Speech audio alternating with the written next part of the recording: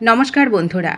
সকাল বিকালে ব্রেকফাস্টে কিংবা যে কোনো নিরামিষ দিনে নিরামিষ খাবার যদি একবার এইভাবে বানিয়ে নেওয়া যায়, গরম গরম রুটি, পরোটা, লুচি, এমনকি গরম ভাতের সাথেও কিন্তু খাবারটা অসাধারণ লাগে। খাবারটা যেমন চটপটা তৈরি হয়, তেমন খেতে ভীষণ মুখরোচক হয়। তো এটা তৈরি করতে আমার লাগবে আলু আর মিষ্টি কুমড়ো। আমি আলু এখানে দুটো মিডিয়াম সাইজের আলু টুকরো করে কেটে নিয়েছি, এক টুকরো কুমড়ো নিয়েছি। যেমন আপনাদের পরিমাপে আপনারা তৈরি করে নেবেন। তো আমি সবজিটাকে রেডি করে নিয়েছি। এটা তৈরি করতে একটা স্পেশাল মশলা লাগবে। ১ চামচ জিরে আর ১ চামচ ধনে, আর হচ্ছে এখানে দিয়েছি গোলমরিচ। বেশ খানিকটা গোলমরিচ দিয়েছি, এক টুকরো দারচিনি দিয়েছি। হালকা করে এটাকে ভেজে নেব।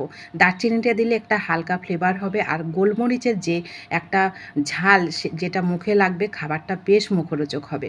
আর জিরে ধনে তো খাবারের স্বাদটা বাড়িয়েই দেয়। তো হালকা করে ভেজে নিয়েছি, বেশি ভাজার দরকার নেই, বেশি ভাজলে কিন্তু তেতো হয়ে যায়। তো হালকা ভেজে এটাকে আমি গুঁড়ো করে নেব। এদিকে আবার কড়াইটা বসিয়ে দিলাম গ্যাসে। এখানে আমি ১.৫ চামচ মতন সর্ষের তেল ব্যবহার করলাম। এখানে একটু পাঁচফোড়ন আর জিরে মিক্সড করে ১ চামচ দিলাম ফোড়নে। তারপরে দিয়ে দেবো আলুগুলোকে। আলুগুলোকে দিয়ে তেলের সঙ্গে ফোড়নের সঙ্গে সুন্দর করে মিশিয়ে দেবো। আর তার সাথে দিয়ে দেবো হচ্ছে যতটা লবণ লাগবে ততটা লবণ আমি দিয়ে দিয়েছি। আর দুমুঠো ভিজানো ছোলা এখানে দিয়ে দিলাম। খাবারটা খুব চটপটা তৈরি হয় আর খেতে ভীষণ ভালো লাগে। তো একটু লবণ দিয়ে ছোলা আর আলুটাকে ভালো করে ভেজে নেব। মানে এমনভাবে ভাজবো আলুটার একটা হালকা কালার হবে, আবার আলুটা একটু সেদ্ধও হয়ে যাবে। তো সাথে ১ চামচ আদা গ্রেট করে দিলাম। আদাটাও এর সঙ্গে সুন্দর ভাজা হয়ে যাবে। খুব সুন্দর একটা মিষ্টি গন্ধ বেরোবে। তো আদা, ছোলা আর আলুটাকে সুন্দর করে আমি ভেজে নিলাম। দেখুন ভাজাটা হয়ে গেল। আলুটা কিন্তু হালকা একটু ব্রাউন কালার হয়ে গেছে, আর আলুটা কিন্তু সেদ্ধও হয়ে গেছে। তো এই সময় আমি যে মিষ্টি কুমড়োটা রেডি করেছিলাম সেটা এর মধ্যে দিয়ে দেবো। মিষ্টি কুমড়োটা একটু কচি নেওয়ার চেষ্টা করবেন। কচি মিষ্টি কুমড়ো হলে খেতে বেশি ভালো লাগে। তো আমি কুমড়োটাকে দিয়ে দিলাম, আর সাথে কয়েকটা কাঁচা লঙ্কা চিড়ে দিলাম। আপনারা যেমন ঝাল খাবেন সেরকমই দেবেন। তো লঙ্কাটাকে দিয়ে কুমড়োটাকেও আলুর সাথে সুন্দর করে একটু ভেজে নেব। এই সময় আমি যতটা হলুদ লাগবে কালারের জন্য ওটা দিয়ে দিলাম। আর যেহেতু নিরামিষ সবজি, একটু স্বাদের ব্যালেন্সের জন্য 1/2 চামচ মতন চিনি দিলাম। একটু ঝাল মিষ্টির ব্যালেন্সে খাবারটা খেতে বেশ মুখরোচক হবে। তো হালকা করে ভেজে নেব। কুমড়োটাকেও কিন্তু সুন্দর করে ভেজে নেব। ভাজা হয়ে গেলে আমি এখানে ২ বাটির মতন জল দিলাম। এই খাবারটা একটু হালকা ঝোল ঝোল হলে খেতে বেশি ভালো লাগে। লুচি পরোটা, লুচির সাথে ভাতের সাথেও কিন্তু অসাধারণ লাগে। একটুখানি ধনেপাতা এর মধ্যে ছড়িয়ে দিলাম।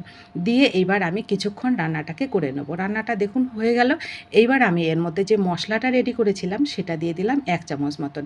এইবার খুন্তি দিয়ে সুন্দর করে এটাকে একটু ভেঙে দেবো। যতটা আলু ভাঙা যায় ততটা ভেঙে দেবো, তাহলে এই গ্রেভিটা দেখতে সুন্দর লাগে, আবার খেতেও ভালো লাগে। ঝোলটা কিন্তু এমনভাবে রাখতে হবে যেন খুব বেশি না হয়, আবার একদম কমও না হয়।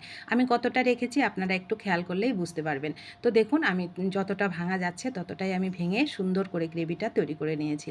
তো তৈরি হয়ে গেল আমার দারুণ স্বাদের লোভনীয় নিরামিষ চটপটা খাবার। এই খাবারটা যখন তৈরি হয় এত সুন্দর একটা মিষ্টি গন্ধ বেরোয়, যেটা নাকে গেলেই মনে হয় সত্যি একটা ভালো খাবার তৈরি হয়ে গেছে।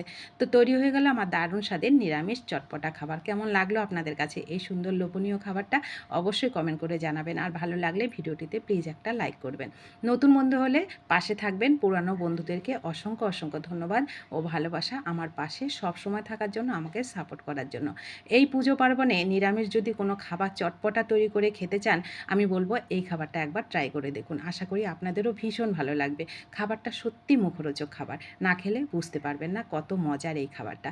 তো সকলের পূজা যেন ভালো কাটে, এটাই মায়ের কাছে প্রার্থনা করি। সকলে ভালো থাকুন, সুস্থ থাকুন।